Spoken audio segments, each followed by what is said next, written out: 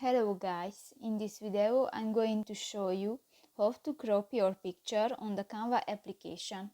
But first of all, I just want to mention, please don't forget to subscribe to our channel, because at 100,000 subscribers we are going to show you our YouTube revenue statistics and growth strategy, how to make money online. So let's jump into it.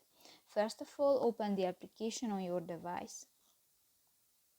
Tap to the social media option next to the whiteboard button, and in the popular section go to the edit photo button. New, you can select a photo from your device